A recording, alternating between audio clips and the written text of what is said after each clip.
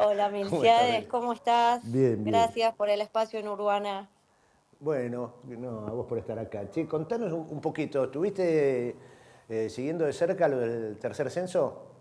Sí, sí, estuve censando los 3 días, así que, bueno, este es el tercer, como comentabas vos antes, este es el tercer censo popular que se hace en la ciudad de Buenos Aires. Lo llevamos adelante con más de 50 organizaciones que trabajan en la problemática y una inscripción de 300 voluntarios en las redes sociales, que bueno, que eso nos permitió rastrillar toda la ciudad de Buenos Aires durante 3 días consecutivos durante el turno de la mañana, de la tarde y de la noche. Esta metodología no es que es una cuestión caprichosa, sino que tiene que ver con las características de la población que estamos censando. Eh, a ver, terminamos. Ayer lunes fue un día de repaso en algunas zonas que, como había habido mucha concentración de personas que estaban en calle, volvimos a pasar por si nos quedaba algo sin censar. Concluimos la jornada del censo con ollas en Plaza Constitución y en Plaza Miserere. La verdad que te digo, para que tengamos una idea, fueron ollas que hicimos sin ningún tipo de publicidad ni difusión, simplemente avisamos un rato antes de llegar y cada uno de los puntos repartió más de 500 raciones de comida, para que tengamos una idea, ¿no? Tanto en Plaza Constitución como en Plaza Miserere. Esa jornada la hicimos como para concluir lo del censo. Durante esta semana vamos a estar haciendo el procesamiento de datos y luego de que podamos procesar bien los datos y que podamos hacer el análisis de estos datos, que lo importante es, primero, que no solamente tiene que ver con el número en términos cuantitativos de cuántas personas hay, sino que el censo también nos permitió conocer más acerca de sus propias historias de vida, lo que tiene que ver con el acceso a la salud, lo que tiene que ver con el acceso a la educación, lo que tiene que ver con el acceso al trabajo, si conocen o no conocen las políticas existentes en la ciudad de Buenos Aires, si reciben o no reciben algún subsidio o son beneficiarios de algún programa específico para esta población. Si tienen problemas de consumo, si los tienen, cómo los tratan, si han pedido asistencia y no la han recibido, cómo es su situación en cuanto a la violencia que se vive en la calle, ya sea por parte de otras personas que están en calle o por parte de vecinos o por parte de las diferentes instituciones de la Ciudad de Buenos Aires. O sea que es un censo que nos va a dar una pauta, muchísima información para discutir primero el cumplimiento de la ley 3706, que es la ley de calle para proteger los derechos de las personas en situación de calle de ciudad. Ese es el gran paraguas donde nos paramos para avanzar y para medir cuáles son los efectos positivos o negativos de las políticas que hoy contamos en la ciudad de Buenos Aires. ¿Qué dice, Y grosso modo, la ley? ¿Qué es lo que plantea? no, la ley primero establece que se tiene que realizar un censo anual, que lo tiene que llevar adelante el gobierno de la ciudad de Buenos Aires con diferentes organizaciones, eh, ya desde movida por una cuestión de metodologías. Las diferentes organizaciones nunca se pudieron poner de acuerdo con Ciudad para realizarlo, entonces Ciudad lo realiza por un lado y organizaciones lo realizan por otro.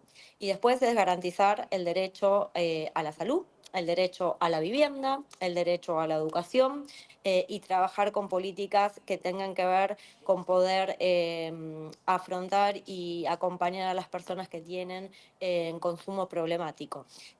Como así también el derecho a la identidad. Encontramos muchas personas en calle que hoy no cuentan con su DNI físico y tengamos en cuenta que el DNI es lo que nos abre la puerta para cualquier relación en este mundo, ¿no? No solamente para ser beneficiarios de alguna política o para reclamar algún derecho, sino que fundamentalmente es como, nada, bueno, es el documento nacional, es nuestro derecho a la No, identidad. bueno, pero eso que Eh, planteás no es un detalle menor. Es el derecho a la identidad, es básico, pero en esas exacto. situaciones, tener el acceso a todas las políticas estatales de asistencia que tienen como requisito la documentación, bueno, debería surgir la garantía de eso de parte del propio Estado, ¿no? Dice, bueno, recorre, la persona no tiene documentación, rápidamente tiene que resolverlo, porque estás hablando de justamente una población tremendamente vulnerada, ¿no? Y Sí. demandante de esas situaciones. Y eso no pasa.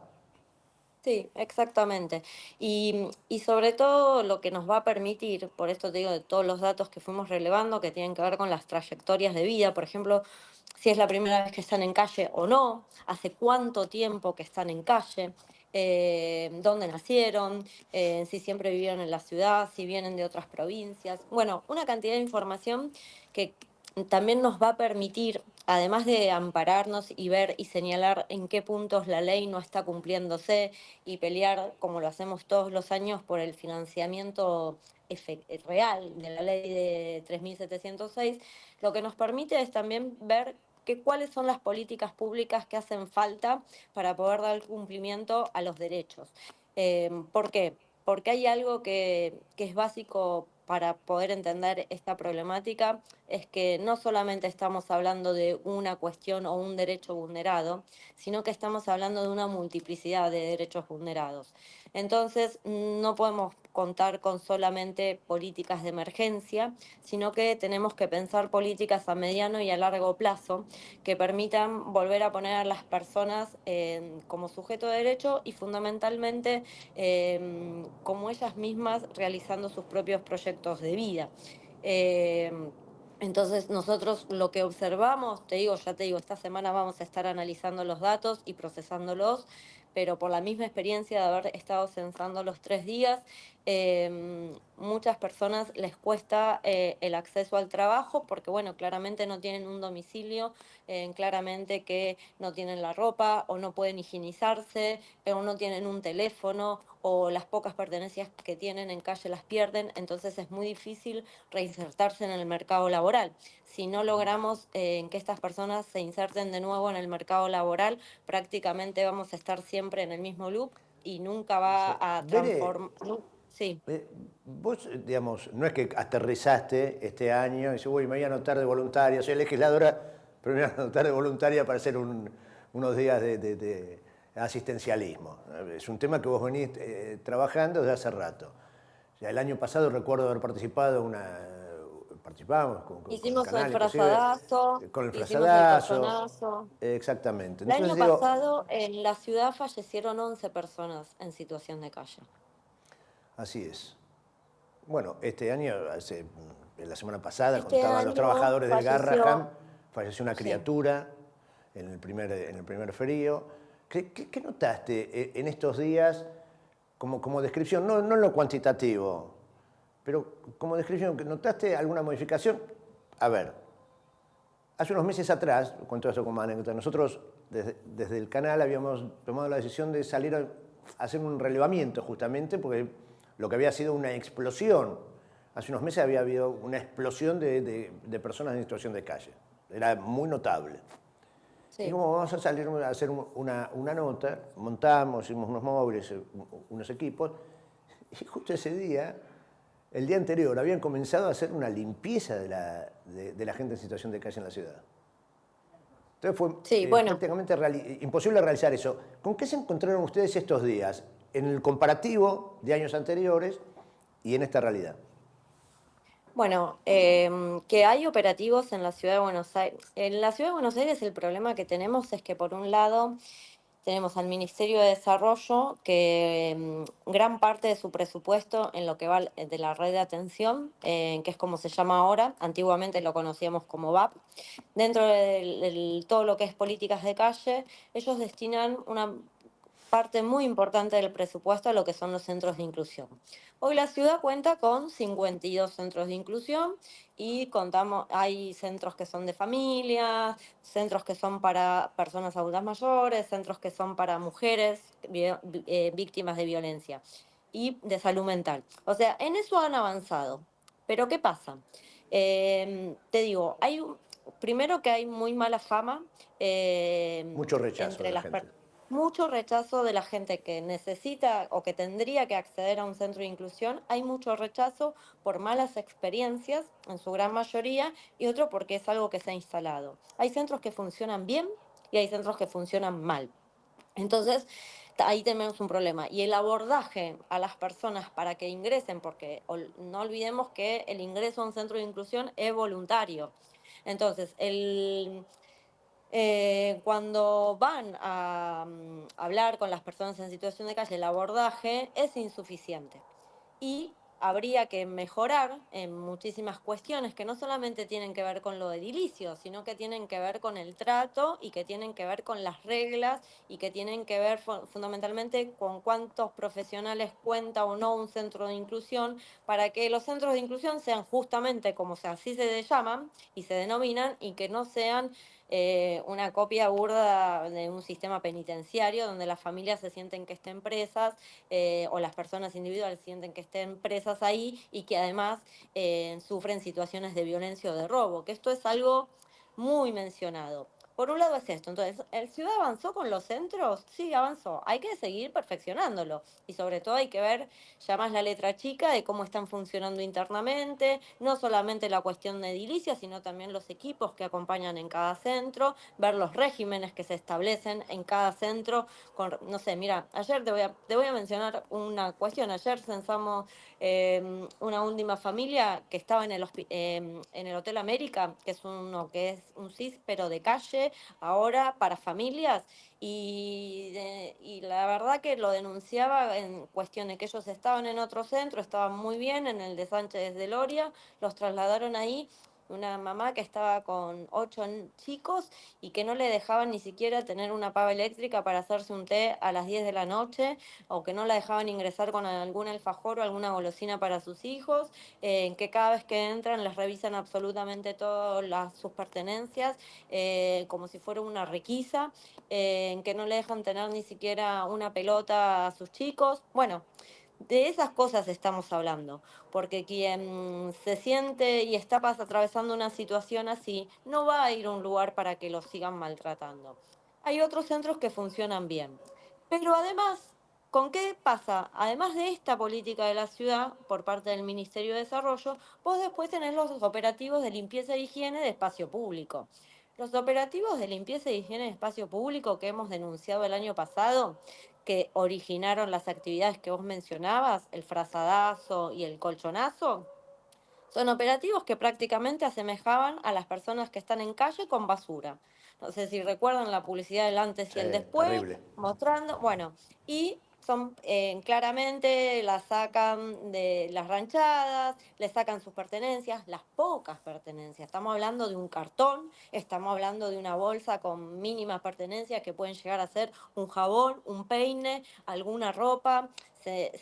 Nos damos dimensión de lo canallesco, de Y tener et- por un lado una política de centros de inclusión y por el otro lado, con otro ministerio de la Ciudad de Buenos Aires, salir a limpiar la ciudad, continuando con la estigmatización de las personas en situación de calle como si fueran todos delincuentes, como si fueran basura, como si fueran todos chorros o como si fueran todas personas malvivientes que están peligrando la seguridad del resto de los vecinos y vecinas. La verdad que los que están también en una situación de riesgo permanente son estas personas, y de las cuales no se preocupa el gobierno de la Ciudad de Buenos Aires en cuanto a su seguridad, también es esta población. Porque personas somos todos, ciudadanos de la Ciudad de Buenos Aires somos todos. Y hay una cosa más que te quiero mencionar, porque en la última semana en Gabriel Enraida, que es el ministro de Desarrollo, hizo como todo un rally mediático mostrando algunas cuestiones en las que habían podido avanzar con los centros, pero también planteando que la mayor parte de la población que está en calle en la Ciudad de Buenos Aires pertenece a la provincia de Buenos Aires. Y ahí ya empezamos a deslindar, ¿no?, responsabilidades en cuanto vos como ministro tenés que dar soluciones. Yo te digo algo, nosotros estuvimos censando, ese dato también lo vamos a tener, pero digo que hay un porcentaje de gente que viene no solamente de la provincia de Buenos Aires, también de otras provincias de la República Argentina. No es como el 60% que ellos plantearon. ¿Cómo construyeron ese número? ¿De dónde lo sacaron? No sabemos. Y la verdad que nosotros no estamos planteando este tema como un tema de jurisdicciones. La pobreza no es un tema de jurisdicciones. Cuestiones de garantizar los mínimos derechos a las personas y los derechos más básicos, derechos humanos, no es un tema jurisdiccional. Y además te puedo decir otra cosa. Vos sabés bien que nosotros trabajamos muchísimo los desalojos en la Ciudad de Buenos Aires. ¿Querés que te diga cuántas personas nosotros mandamos permanentemente a la provincia de Buenos Aires porque las son desalojadas en la ciudad o porque de repente por el precio de los alquileres de que se fue a las nubes en la ciudad y no hay ningún tipo de regulación, se van para provincia de Buenos Aires? Y la verdad que yo no veo ningún intendente, y menos aún al gobernador de la provincia, quejándose de la cantidad de personas que van a la provincia de Buenos Aires porque hoy ya no pueden mantener su nivel de vida en la ciudad. Además, Entonces, digo, me ¿cuál parece. sería la solución a eso? ¿Cerrar las fronteras? No, por eso digo, es siempre la cuestión muy inmadura de la política de deslindar responsabilidades o echarle la culpa a otro. En todo caso, nosotros lo venimos planteando sistemáticamente que parte de generar una solución sería, como en otros tantos problemas, entender que estamos hablando de una zona metropolitana y que para tener políticas integrales también hay que pensarlos de manera metropolitana. Bueno, en la ronda de presupuesto de lo que era el presupuesto de este año, cuando vino el ministro, en que vino a dar cuentas de las partidas presupuestarias y demás, nosotros le hemos planteado también que la provincia de Buenos Aires, el ministro de Desarrollo de la Comunidad, estaba dispuesto a, obviamente, a sentarse en las instancias que sean necesarias y construir los ámbitos necesarios para afrontar esta problemática. Pero me parece interesante también desarmarlo. ¿Por qué? Porque la estigmatización o la violencia que vive esta población también se genera mucho por parte de las autoridades de la ciudad. Si nosotros teníamos un ministro de seguridad, un secretario de seguridad y un jefe de gobierno que asimilaban con basura, Diego Kravetz que decía que no había que dar ni un plato de comida, eh, Que eran y demás. maleantes, que estaban con cuchillos, que eran Sí, asesinos. exactamente, hasta tuvieron el problema con una jueza que había planteado porque le había llamado la atención de la detención de 128 personas que estaban en situación de calle un mismo día, y el gobierno de la ciudad de Buenos Aires salió a matarla porque obviamente en algo que no pueden, porque digo, existe la división de poderes y cada uno de los poderes tiene que hacer de manera independiente su trabajo. Entonces, vienen con un mal prontuario en ese sentido. Y sobre todo estos operativos de espacio público, eh, que ya te digo, funcionan con una brutalidad tremenda, con un nivel de violencia increíble y que perpetúan la estigmatización y la persecución a estos sectores. El censo también nos permitió un abordaje desde un lugar también más humano con esta población.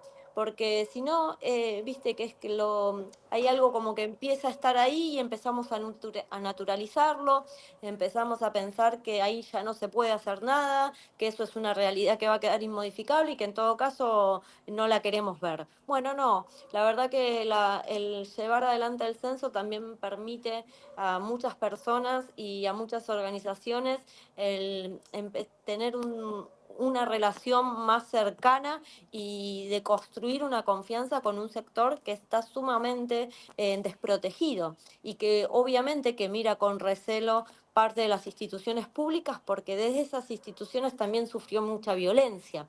Entonces ahí hay que hacer un camino que te digo, ni siquiera tiene que ver con algo político, tiene que ver con algo humanitario. Bueno, también el censo es una herramienta para eso y para Bueno, contrarrestar, ¿no?, estas grandes campañas que se hacen de estigmatización. ¿hay una idea aproximada de cuándo se terminarán de procesar los datos? Supongo que se hará Semana que un viene, comparativo con el del año pasado. Semana que viene, Milciades, seguramente estaremos haciendo una presentación de los datos con alguna conferencia de prensa, con todas las organizaciones y voluntarios que formaron parte de este tercer censo popular. Así que yo calculo que será la semana que viene y nos vamos a estar comunicando seguro. Así Te, será. te voy a llamar y contar. Y vas a Así estar será. obviamente invitado para que nos acompañes, Milciades. Bueno, Vos y fenómeno. Urbana TV. Gracias, Veré. Un beso grande.